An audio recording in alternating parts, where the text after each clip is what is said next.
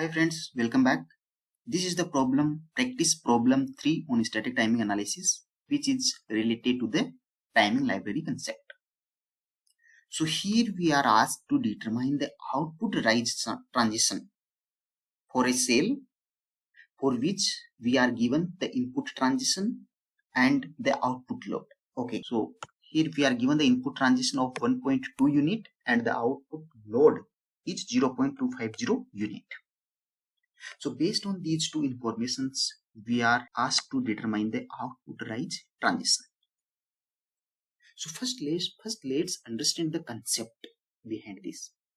So how the output rise transition is depending on the input transition and on the output load. So let's take an example of a buffer cell. So we have a buffer cell. This is the input X and this is the output Y. So here we are given the input transition.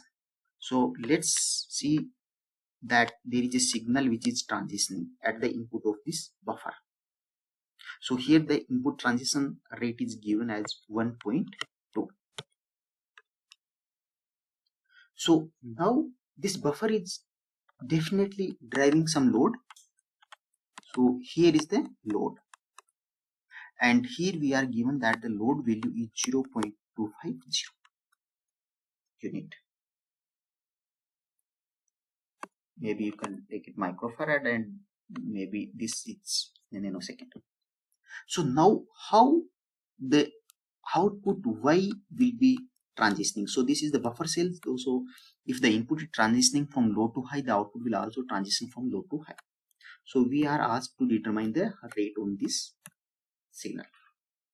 So always remember that here the output signal, the transition on the output signal depends on the load which it is driving, as well as what was the input transition rate. Because here this signal Y has to charge the load capacitance. So here the rate of the transition of this output will depend on the rate of charging of this load capacitor. And based on the input rate, this buffer will determine its output signal transition, including the output load which it is driving. So always remember that the output rise transition or the fall transitions, whatever it is, the output transition rate depends on what was the input transition rate of the cell, as well as what is the load the cell is driving. Depending on these two things, the output transition will be determined. So now let's see.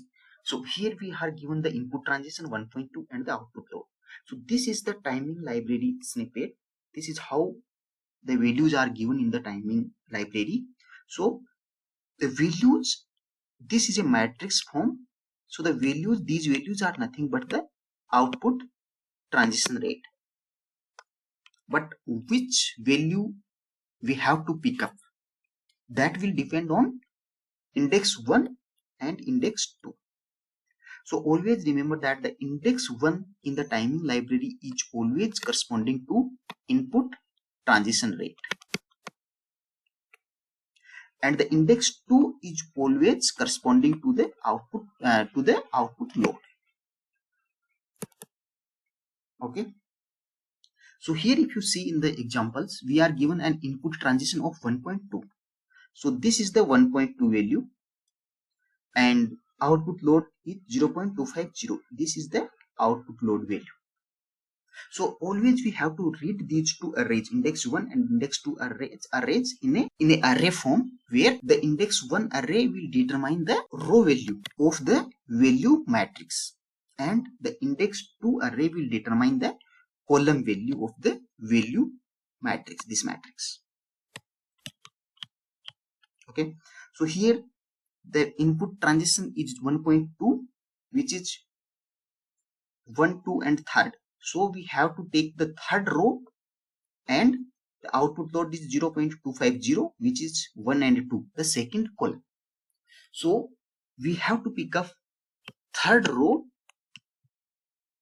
and second column.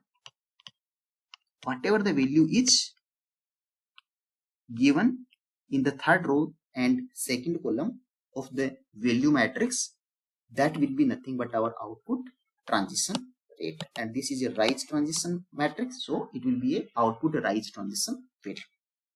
So this is the row third and this is the column 2.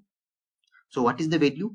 The output rise transition value is 0.7056 and our answer is B.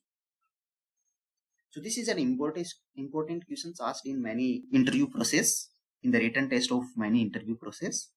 So if you have any doubts related to this, please write down in the comment section. Also, if you like these questions, please hit the like button and don't forget to subscribe this channel so that you will not miss the next such problem. Thank you very much.